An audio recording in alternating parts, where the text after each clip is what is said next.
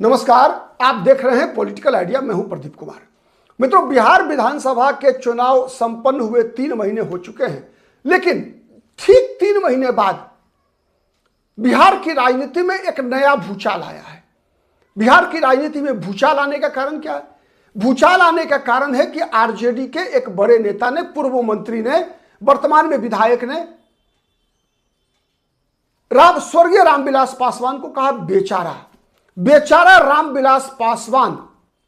और इसी बयान पर बिहार में राष्ट्रीय जनता दल और लोक जनशक्ति पार्टी के बीच ठन गई है। हर जिले के अंदर तेजस्वी यादव, कुमार सर्वजीत के पुतले जलाए जा रहे हैं। मित्रों, कुमार सर्वजीत भी उसी जाति से आते हैं जिस जाति से रामविलास पासवान आते हैं। लेकिन मामला जाति का नहीं है। मामला यह है कि कुमार सर्वजीत ने जब रामविलास पासवान को कहा कि रामविलास पासवान बेचारा थे, तो उसका आज हम थोड़ा मतलब समझने का प्रयास करते हैं मित्रों कि क्या स्वर्गीय रामविलास पासवान सही में बेचारा थे? तो पहला मैं बताऊं आपको मित्रों, जब 1990 में 1990 इसलिए मैं कह रहा हूं मित्रों कि 1990 एक ऐसा वर्ष था जिसमें भारत की राजनीति ने 360 डिग्री का, आप कह सकते हैं कि एक प्रकार से 360 डिग्री घूम गई थी। कैसे घूमी थी? देश की राजनीति में 2-4 चीजें हुई थी, 2-4 बातें हुई थी, बड़ी बड़ी चीजें हुई थी। लेकिन उससे पहले मैं बताऊं कि 1990 से पहले स्वर्गीय रामविलास पासवान, अगर देश की राजनीति में देखेंगे तो बाबा साहब भीमराव अंबेडकर, उसके बाद स्वर्गीय जगजीवन राम के बाद बाबा साहब भीमराव अंबेडकर और स्वर्गीय जगजीवन राम के बाद तीसरे सबसे बड़े नेता थे कांसीराम। उभर रहे थे। बाद में आप कह सकते हैं कई कांसीराम के समर्थकों को लगेगा कि रामविलास पासवान से कांसीराम ने बड़ी लकीर खींची, कोई दो मत नहीं है। मायावती ने भी स्वर्गीय रामविलास पासवान से बड़ी लकीर खींची। इसलिए मैं कह रहा हूं बड़ी लकीर खींची क्योंकि कांसीराम ने देश के सबसे बड़े राज्य उत्तर प्रदेश में मायावती को बहुजन समाज पार्टी का मुख्यमंत्री बनाने में बहुत बड़ी भूमिका रही। और एक दौर था मित्रों जब बहुजन समाज पार्टी पंजाब में भी एक अच्छी ताकत बटोर लिया था बहुजन समाज पार्टी ने। तो आप कह सकते हैं कि 90 के बाद ही यह सब हुआ, चाहे मायावती का उभरना हो, चाहे स्वर्गीय कांसीराम का रामविलास पासवान को पीछे छोड़ देना हो। लेकिन जो सबसे बड़ा अंतर मैं बता रहा हूं आपको मित्रों कि 1990 से पहले तक, जगजीवन राम के निधन के बाद, यह वो दौर था जब स्वर्गीय रामविलास पासवान बिहार ही नहीं, चूंकि आज ये घटना बिहार में घटी है, जब रामविलास पासवान को बेचारा कहा गया है, तो बिहार ही नहीं बल्कि देश भर में आप कह सकते हैं दलितों के सबसे बड़े नेता थे, सबसे बड़े नेता। और लालू प्रसाद यादव हो चाहे नीतीश कुमार हो, रामविलास पासवान के कद के सामने कहीं नहीं टिकते थे। रामविलास पासवान 1977 में जब हाजीपुर लोकसभा सीट से चुनाव जीते थे मित्रों, तो दुनिया में वर्ल्ड रिकॉर्ड कायम हुआ था। रामविलास पासवान ने वर्ल्ड रिकॉर्ड बनाया था। एक राजनीति में भी नीतीश कुमार और लालू यादव की तुलना में पुराने नेता थे रामविलास पासवान। और कहा यह जाता है कि जिस राजनीति से नीतीश कुमार और लालू प्रसाद यादव का बिहार की राजनीति में उदय हुआ, जो मैंने बताया ना कि 1990 वह वर्ष था जब बिहार ही नहीं बल्कि पूरे देश की राजनीति 360 डिग्री बदली थी। तो वो घटना 2-3 घटना था मित्रों, उसमें सबसे बड़ी घटना थी मंडल आयोग का लागू होना।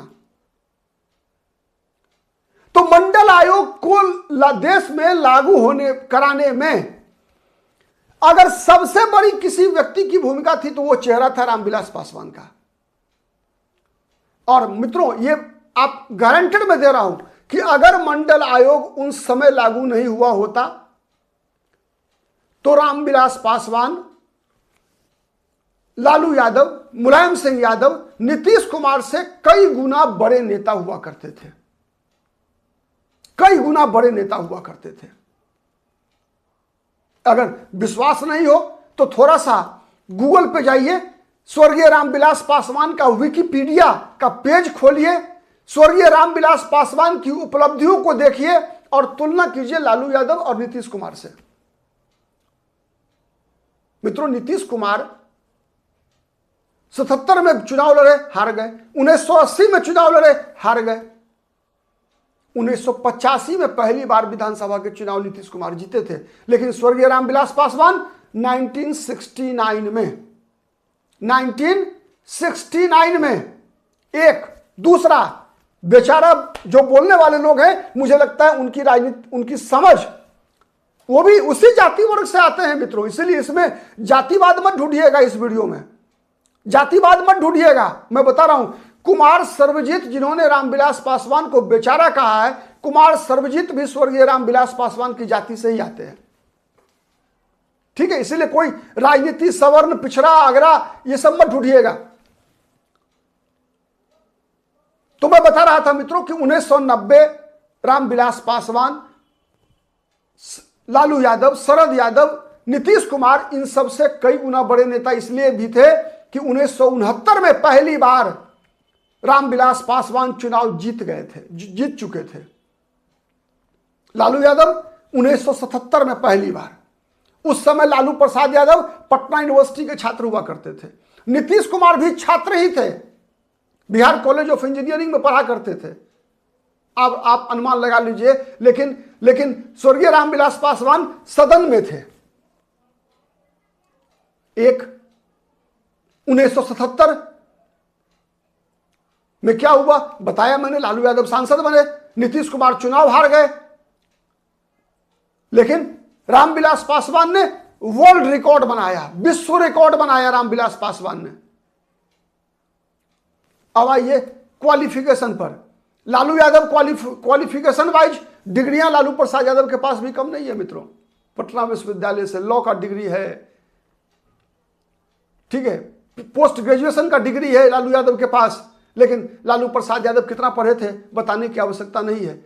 इंजीनियरिंग कॉलेज के स्टूडेंट थे नीतीश कुमार। लेकिन स्वर्गीय Ramvilas Paswan Bihar public service commission के लिए चुने गए थे। बिहार पब्लिक सर्विस कमीशन के लिए चुन लिए गए थे। अब आप अनुमान लगा लीजिए, कि बेचारा कौन था, कौन किसके सहारे आगे बढ़ा है। रामविलास पासवान ने लालू यादव को नेता बनाया। अगर मंडल आयोग की रिपोर्ट लागू नहीं हुई होती तो बिहार में, और उससे भी पहले जब स्वर्गीय रामसुंदर दास लालू यादव के खिलाफ मुख्यमंत्री पद का चुनाव लड़ रहे थे मित्रों। रामसुंदर दास भी दलित समाज के थे। अगर रामविलास पासवान लालू यादव के साथ नहीं होते तो लालू प्रसाद यादव मुख्यमंत्री नहीं बनते। लिख के रख लीजिए, आंकड़े निकाल लीजिए आंकड़े कि विधायक दल के चुनाव में रामसुंदर दास को कितना वोट मिला, लालू यादव को कितना वोट मिला, और लालू यादव को जो वोट मिला किन किन लोगों का वोट था। रघुनाथ झा अगर उम्मीदवार नहीं बनते चंद्रशेखर खेमा का तो लालू यादव को रामसुंदर दास मुख्यमंत्री हुए रहते 90 में। इतना ही नहीं मित्रों, रामविलास पासवान ने एक गलती किया कि रामसुंदर दास को मुख्यमंत्री नहीं बनने दिया। रामसुंदर दास के बदले, खैर ये राजनीति होती है, रामसुंदर दास के बदले लालू यादव का समर्थन किया था विश्वनाथ प्रताप सिंह ने,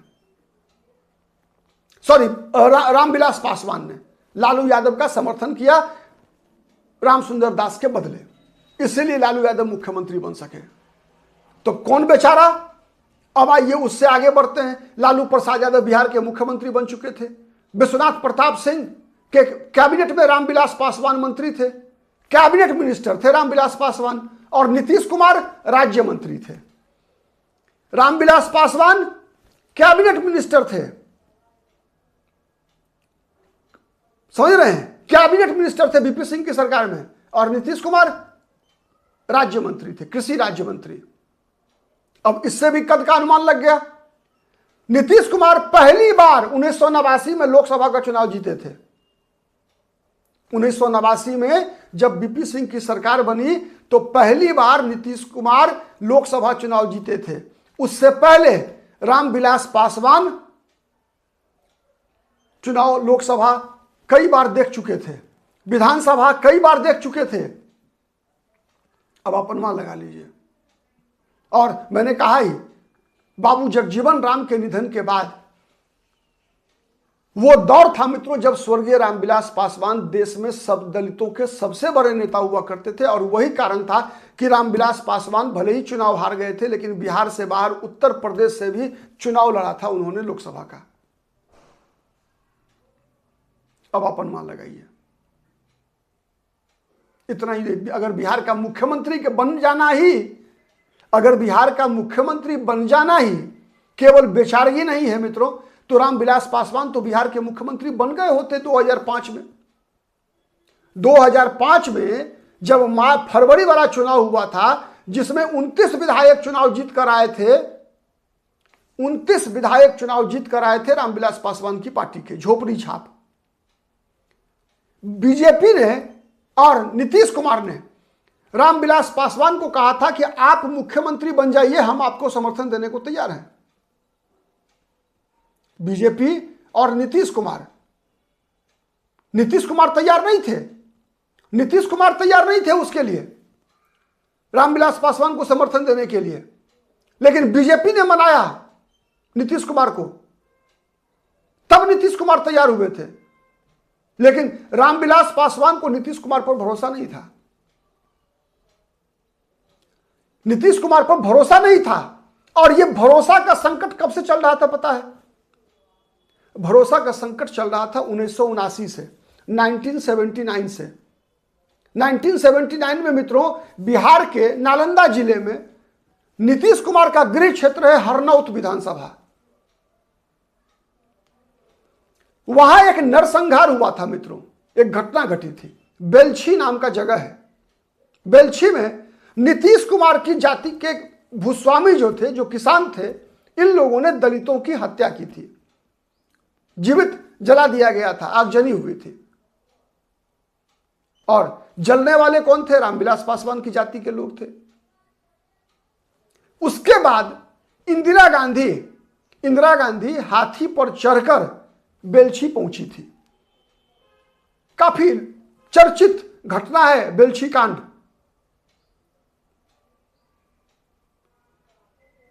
तब से ही नीतीश कुमार और रामविलास पासवान के बीच, आप कह सकते हैं उस घटना के बाद से, उस पर किस प्रकार की कार्रवाई हो, किस प्रकार का आंदोलन चले, इन सब मामलों में मतभेद उत्पन्न था। इसीलिए अब आप अगर केवल 1979 से लेकर 1979 से लेकर 1989 जब जनमोर्चा बना विश्वनाथ प्रताप सिंह का, इन 10 वर्षों की राजनीति को देखेंगे मित्रों, तो आपको स्पष्ट दिखेगा कि रामविलास पासवान और नीतीश कुमार में कभी भी रिश्ता अच्छा नहीं रहा। नीतीश कुमार का रिश्ता लालू यादव से अच्छा था, रामविलास पासवान से अच्छा नहीं था कभी भी। और अगर सबसे बड़ा कारण अगर देखिए, अगर तो बिहार, मैं बता रहा था 2005 की घटना,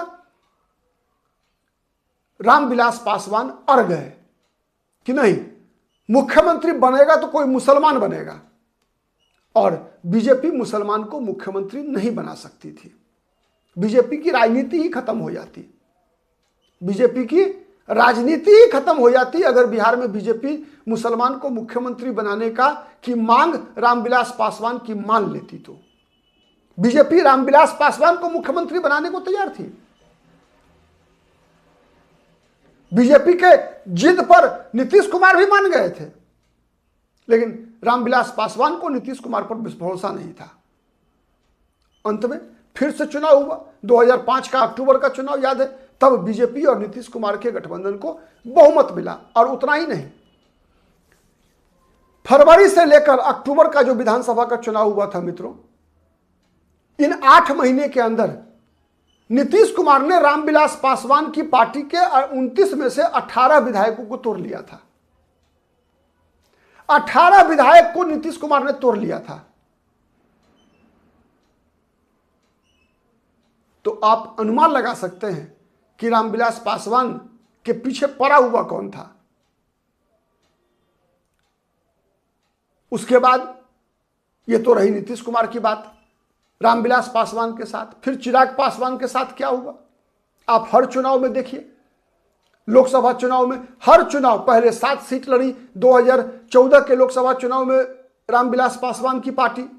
19 में जब नीतीश कुमार साथ आए तो 7 से 6 पर आ गए। फिर 2024 में 6 से 5 पर आ गया लोक जनशक्ति पार्टी। सीटें गई कहां? किसने घटाया चिराग पासवान की सीट, रामविलास पासवान की सीट? नीतीश कुमार ने।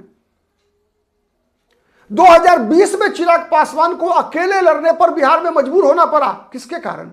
नीतीश कुमार की जिद के कारण। और जहां तक बात लालू यादव का है, लालू यादव जब से मुख्यमंत्री बने उसके बाद से आप एक उदाहरण बता दीजिए जब रामविलास पासवान का केवल इस्तेमाल ही करने के अलावे और कुछ किया हो लालू प्रसाद यादव ने। राज्यसभा में भेजा एक बार और भेजकर उसका एहसान पूरी दुनिया में ढिढोरा पीटते रहे कि हमने भेजा राज्यसभा रामविलास पासवान को, हमने भेजा, मेरे बल पे रामविलास पासवान बिहार की राजनीति में।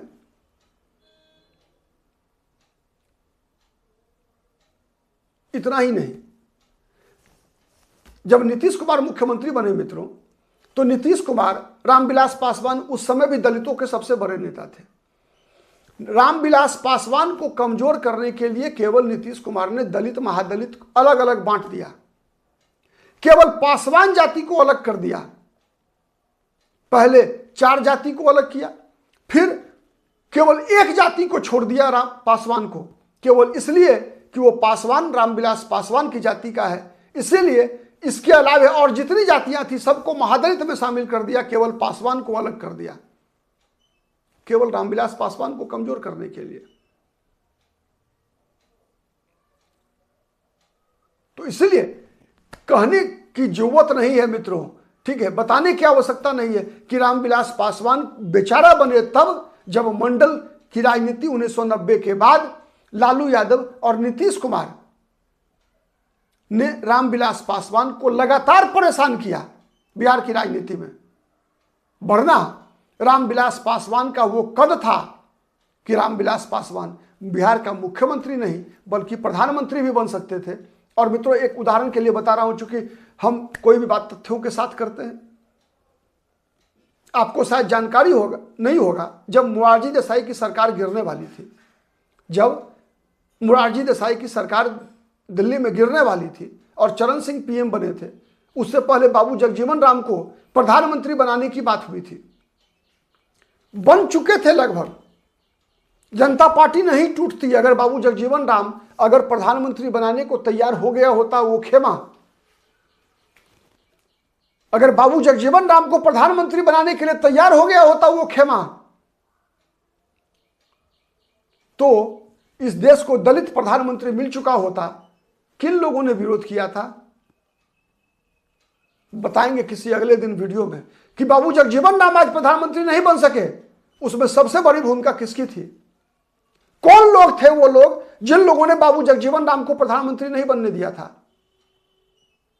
जनता पार्टी भी नहीं टूटती, सरकार भी जनता पार्टी की नहीं गिरती 3 साल के अंदर, और इस देश को दलित प्रधानमंत्री भी मिल चुका होता।